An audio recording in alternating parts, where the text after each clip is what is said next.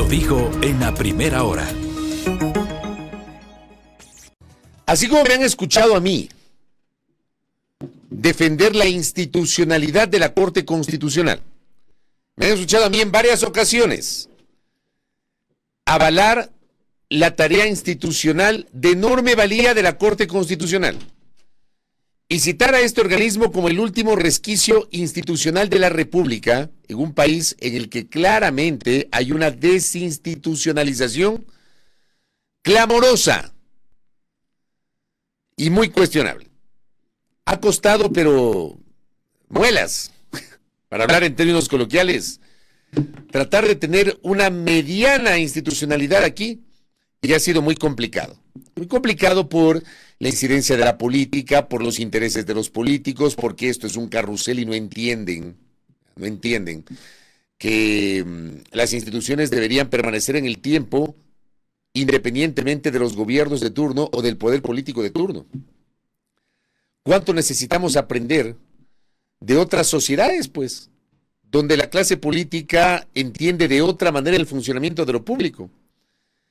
Y así como hemos cuestionado, por ejemplo, el maltrato que han recibido nuestros migrantes en los últimos días, que por cierto ha sido hasta aplaudido por alguna gente aquí en el Ecuador, también hay que destacar, por ejemplo, que en ese país sí funciona la institucionalidad, pues.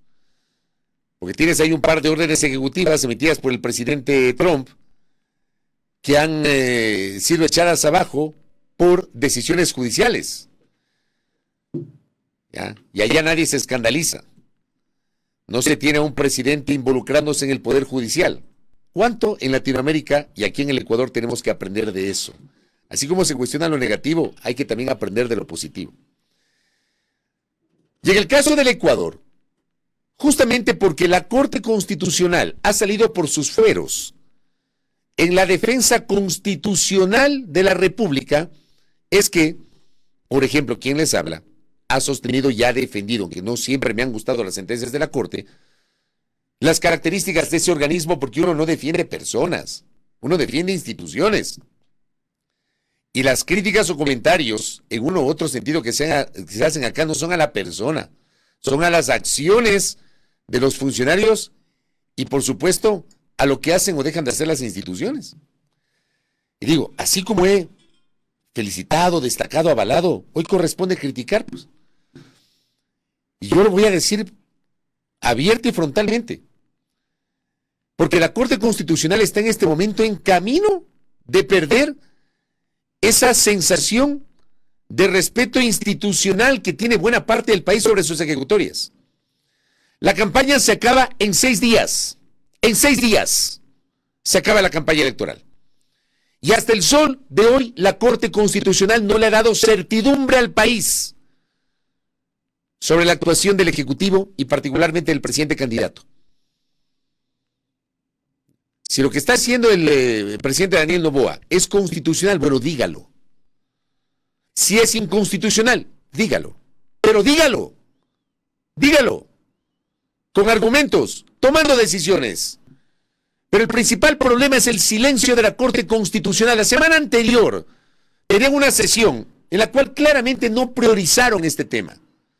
Era una sesión con 29 puntos, me parece, en la que este tema constaba en el punto número 7. Y no llegaron a tratarlo. Y si llegaron a tratarlo, no llegaron a resolverlo. Ya ha pasado más de una semana y no se ha retomado el tema y no se ha emitido una decisión. Yo pregunto, y hago esta pregunta pública a los 9 jueces de la Corte Constitucional y a su presidente, a quien respeto como el que más, no lo conozco, pero lo respeto, por la seriedad de sus actuaciones. Me refiero al doctor Ali Lozada. Públicamente, ¿van a esperar que se acabe la campaña para emitir una decisión cuando ya será ineficaz cualquier decisión? Cuando ya no se podrá aplicar en la práctica, en uno o en otro sentido.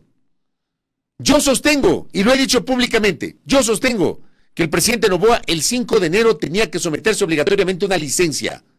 Y yo sostengo, aunque cuestione políticamente el accionar de la vicepresidenta, que era Verónica Abada quien le correspondía asumir temporalmente el poder mientras dure la licencia del presidente de la República. Yo trato de no ser incoherente sobre lo que pensaba antes y pienso hoy. Pero puede ser que para la Corte Constitucional sea constitucional lo que ha hecho el presidente. El nombrar una vicepresidenta encargada por él cuando está una vicepresidenta con la cual él fue elegido en las urnas, que no ha sido inhabilitada, que no ha perdido el cargo, no se ha declarado ni se ha configurado constitucionalmente hablando la ausencia temporal o definitiva de Verónica Abad. Y puede ser que a la Corte le parezca constitucional que el presidente emita decretos ejecutivos encargando el poder por causa de fuerza mayor para hacer campaña. Pero díganlo. El problema es el silencio. Y cómo le han abonado a la incertidumbre al país sobre algo que necesitaba un pronunciamiento inmediato, prioritario. ¿Dónde está el sentido de prioridad de la Corte Constitucional? Las cosas hay que decirlas con los argumentos con los cuales yo procuro mostrarles a ustedes. Tienen el legítimo derecho de estar o no de acuerdo con lo que yo les digo. Pero si tú no le das certidumbre a un proceso tan importante como una campaña electoral y no estableces, avalas o echas abajo las actuaciones de quienes están llamados a respetar la Constitución y la ley, de verdad, este país está en soletas. Este país está en el despeñadero. Es que es increíble. Sí, que ojalá que se entienda este comentario. ¿Y por qué traigo a colación este comentario? Porque resulta que hoy amanecemos con un nuevo encargo, pues, del ejercicio del poder. Póngame el primer decreto ejecutivo, por favor. El decreto ejecutivo que aparece hoy en la página web de la Presidencia de la República. El decreto ejecutivo 519, emitido con fecha de ayer, firma electrónica del presidente desde la ciudad de Guayaquil. Es el cuarto decreto ejecutivo a través del cual el presidente se ausenta temporalmente y encarga el poder. Dice el artículo 1, ausentarse temporalmente de la presidencia de la República por la circunstancia de fuerza mayor. Ya lo hemos hablado con ustedes en varias ocasiones. Hacer campaña ahora es fuerza mayor. Expuesta en la parte considerativa de este decreto, desde las 6 de la mañana de hoy, viernes 31 de enero, hasta las 6 de la mañana del lunes 3 de febrero del 2025. Durante la ausencia temporal prevista en el artículo 1, se encarga la presidencia de la República a la economista Cintia Natalie Guilibert Mora, vicepresidenta constitucional de la República, por efecto del artículo 150 de la Constitución de la República del Ecuador, según lo dispuesto en el decreto ejecutivo 512 del 23 de enero del 2025. Gracias. Con esto amanecemos hoy. Cuarto decreto ejecutivo. Le vuelven a encargar el poder a la secretaria de la Administración nombrada por el presidente de la República como vicepresidenta, invocando el artículo 150 cuando no se ha declarado la ausencia temporal o definitiva de la vicepresidenta elegida en las urnas en binomio con el presidente Noboa. Igualito. Esto, igualito. El decreto 519. A los 3 decretos anteriores. Póngame el 500, por favor. Porque de esto venimos hablando desde el 7 de enero del 2025, cuando el presidente de la República, póngame el siguiente, el número 500. El segundo que le envié. Ya, ahí está. No, ese no es. El 500. Es el segundo que le envié, el número 500. ¿Lo tiene o no lo tiene? Le vuelvo a enviar. Es el segundo que le envié, el número 500. Ese decreto número 500 es del 7 de enero del 2025.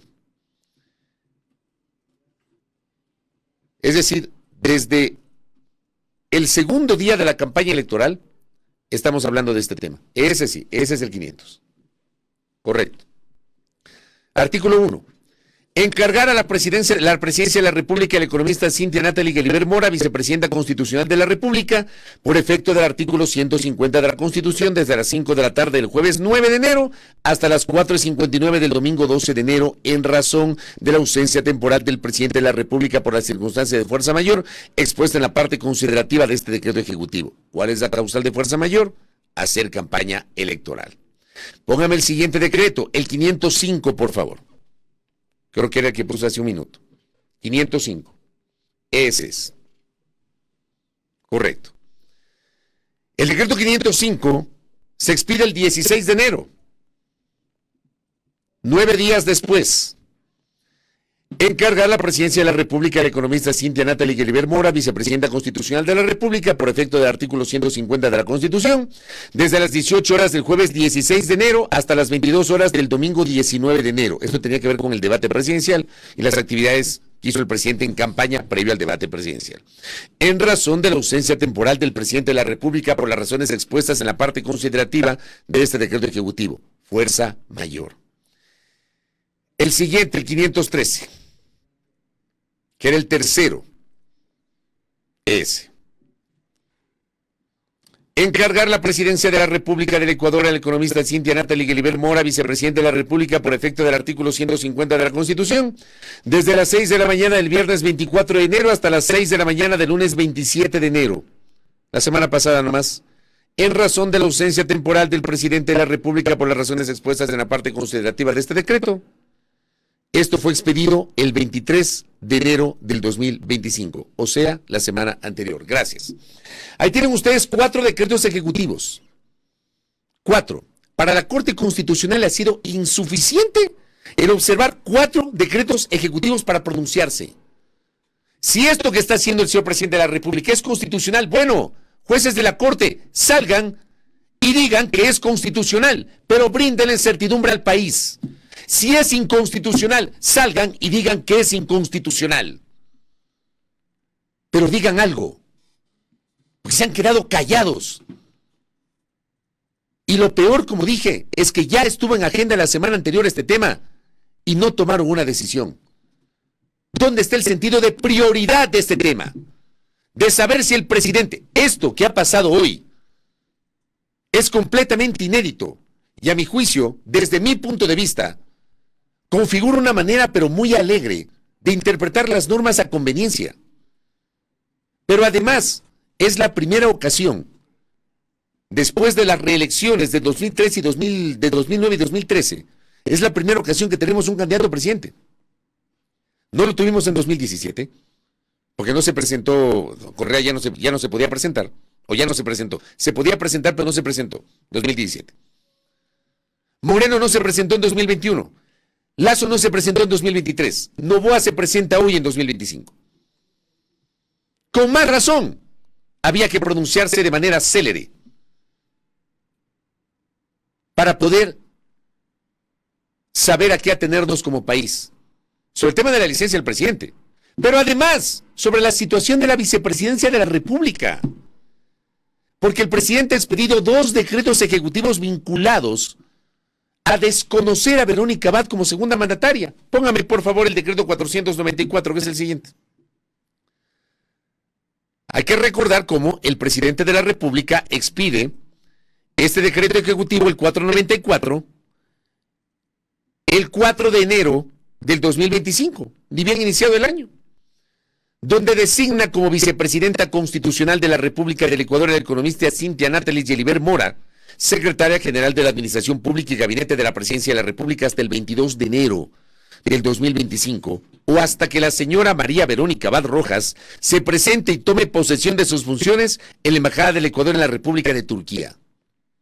Esto lo hizo el 4 de enero, un día antes del inicio de la campaña. Que tiene el presidente potestad de nombrar a un miembro de su gabinete o de encargar a un miembro de su gabinete a la vicepresidencia, sí, cuando se configura la ausencia temporal de la vicepresidenta de la República. Cuando se configura y hay causal de fuerza mayor. En el caso de Verónica Abad no se ha dado esa causal. Y esto lo he repetido en varias ocasiones. Y no contento con eso, se emite el 23 de enero, porque en ese decreto decía hasta el 22 de enero. El 23 de enero, el 512, póngame el 512.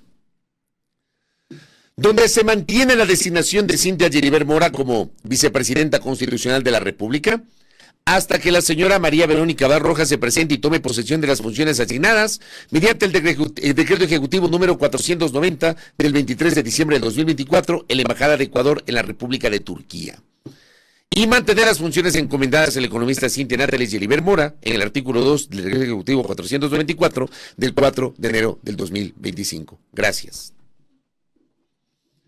Sobre esto se necesitaba el pronunciamiento de la Corte. ¿Y los jueces? ¿Dónde están los jueces de la Corte? Que alguien me lo explique. ¿En serio? Este silencio completamente cuestionable de la Corte Constitucional está provocando que los 9 jueces compren todos los boletos para que ya no se les crea como institución. Porque ¿saben qué?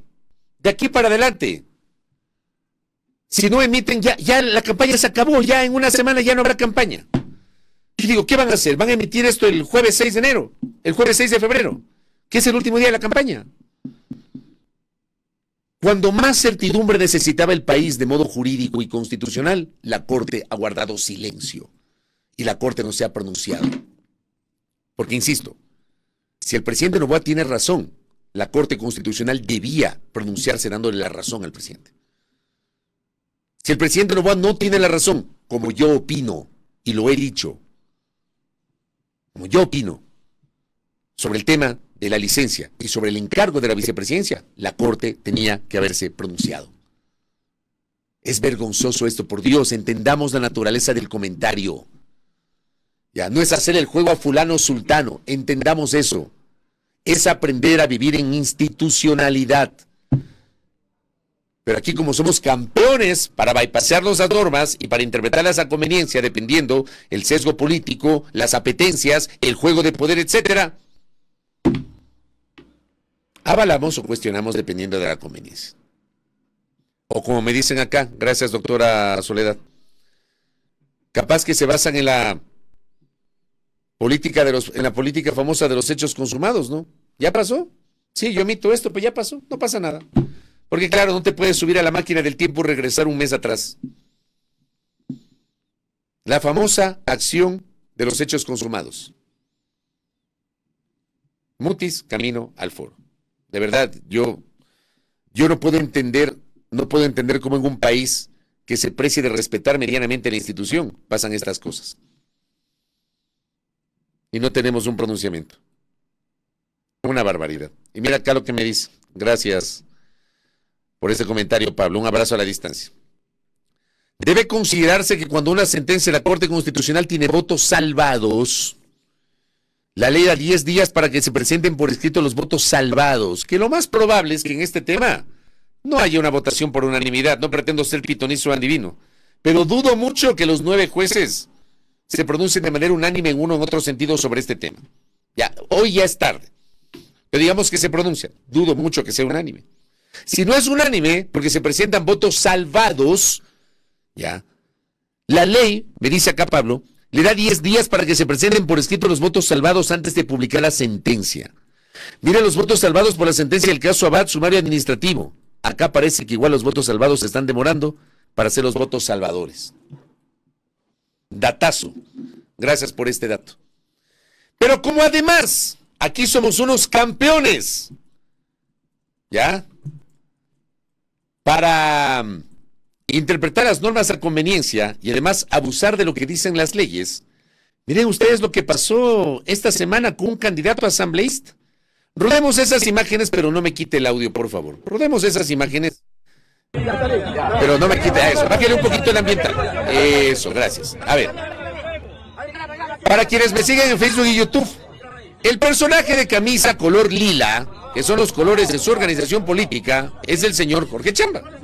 El señor Jorge Chamba es actual asambleísta que además pretendió lograr una acción de protección para evitar la licencia declarada por la Asamblea Nacional para que puedan hacer campaña.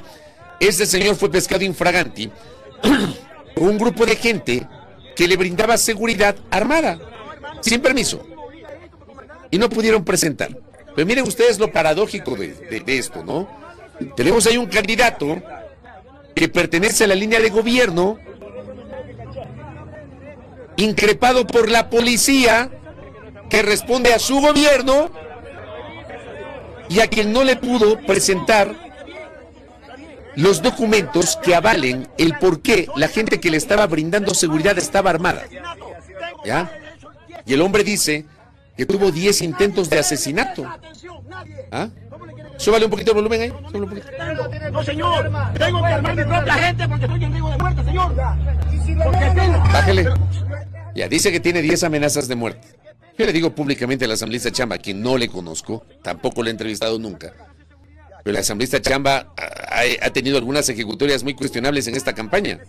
Si tiene 10 amenazas de muerte, me imagino que en la policía deben tener su perfil de riesgo, ¿no? Si ha tenido 10 atentados contra su vida, debe tener la policía un perfil de riesgo. Y si es así, la policía debió haberle brindado seguridad. 10 intentos de asesinato, dice. ¿Y cómo que es que la policía no le brinda seguridad? Que alguien me lo explique, ¿no? El hombre muy suelto de huesos ahí. En serio. Varias cosas acá me dice el flaco. No existe porte de armas para personas civiles, sino solo tenencia, que no es lo mismo. El Ismael Ulloa sabe de estas vainas, así que si el Ismael me está escuchando, él sabe de estas vainas y él siempre ilustra a la gente a través de su cuenta de ex. La diferencia entre tenencia y porte de armas. Acá me confirma el flaco. No existe libre porte de armas, existe tenencia para civiles. Ya. Cuando existía el porte de armas, una de las prohibiciones era llevarlas a manifestaciones, mítines o concentraciones. Y acá tenemos a una persona que dice que necesita seguridad que la policía no le ha dado. Entonces sería bueno saber que la policía nos confirme si hay algún tipo de análisis del perfil de riesgo del señor Chamba, para que justifique que esté con una guardia ahí civil, con gente armada que no tenía permisos. Pero además, pues este no es el único caso del señor Chamba. El señor Chamba, muy suelto de huesos, ha acudido a algunos barrios populares a entregar dádivas, pese a que está prohibido por el Código de la Democracia. Ha entregado cajas de banano y otro tipo de cosas, igualito que lo que pasó con la asambleísta Yadira Vallas en Santo Domingo. El tema de las cocinas de inducción, que debían haber sido entregadas por el Ministerio de Inclusión Económica y Social, como lo dijo aquí en este espacio, en su momento la ministra Sara Rovira.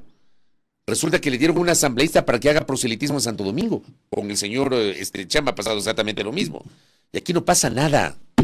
No pasa nada. Y hay gente que este tipo de cosas ilegales aplaude y justifica. Y cuando uno critican, creen que uno es odiador o que uno le está haciendo el juego a no sé cuánto. Porque aquí somos así como sociedad. O sea, por el amor de Dios, vamos a seguir avalando este tipo de cosas. ¿Qué corona tiene un político para tener una guardia personal con gente armada sin permiso para la tenencia de armas? Y encima gente armada en una actividad proselitista. Por Dios. A ver si el Consejo Nacional Electoral se pronuncia sobre esto. ¿Ya? Acá me dice el Dani Flores, le envío un abrazo al Bodani. El problema no solo es la acción de la Corte Constitucional, totalmente de acuerdo, sino de gran parte de la prensa y de la academia. Sí, porque somos pocas voces las que levantamos nuestro criterio sobre esto. Y cuando levantamos, automáticamente nos estigmatizan y nos etiquetan. Y se asume que si se critica, se le está haciendo el juego a. La semana pasada los correístas estaban bravísimos conmigo. ¿Cómo es posible que le haya criticado al Consejo de Participación Ciudadana y a la Liga Azul? ¿Cómo es posible? Como que fueran intocables. Y ahora me han de estar diciendo correísta porque estoy haciendo estos cuestionamientos. Porque así somos. Aquí no cuestionamos hechos. Aquí no entendemos que está mal, lo haga quien lo haga. Porque puede ser el asambleísta Chapo, puede ser cualquier otro asambleísta de cualquier otra corriente política. Está mal. Está mal. Y no siempre se entiende este tipo de cosas. En serio. A veces toca luchar contra corriente. Y yo sí les pido y les planteo que por lo menos valoren algo de coherencia con la cual uno trata de manejarse.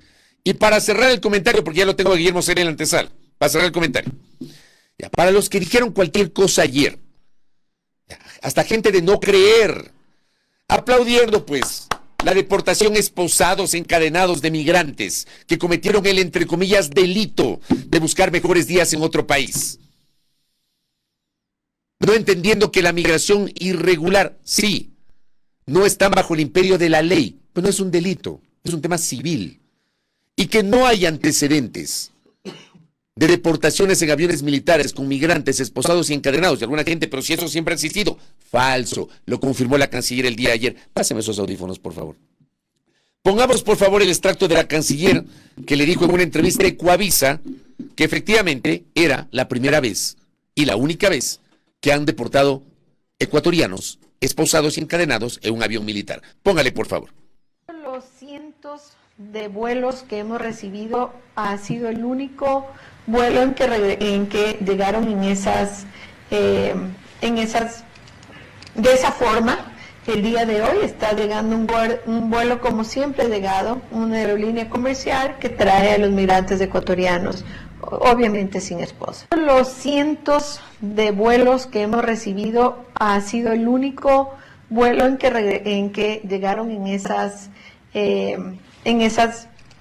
de esa forma. El día de hoy está llegando un vuelo como siempre ha llegado, una aerolínea comercial que trae a los migrantes ecuatorianos, obviamente sin esposa. Los cientos Gracias. de... Ojalá que hayan escuchado, ¿no? Ojalá que hayan escuchado. Aquellos que dicen, no, si siempre ha pasado. Siempre los han traído esposados y encadenados por una medida de seguridad. Mentirosos. Por lo menos googleen o investiguen si alguna vez pasó esto. Que Estados Unidos tiene el derecho de deportar a migrantes irregulares, por supuesto. Que Ecuador tiene el derecho de deportar migrantes irregulares, por supuesto. ¿Me explico? Pero yo defiendo la dignidad.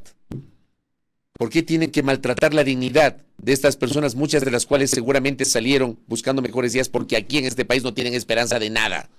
Arriesgando la vida, dejando botada a su familia, su entorno, endeudándose con los coyoteros y con los chulqueros. No han cometido un acto delincuencial. Y los trajeron como delincuentes. Y aquí ha habido gente que, vea, ha aplaudido. Mi repudio para esa gente. Mi repudio. Los repudio. Un poquito de empatía con esta gente. Y la señora canciller de la República acaba de confirmar efectivamente que lo normal es que la deportación se dé en un vuelo comercial, como ha pasado siempre.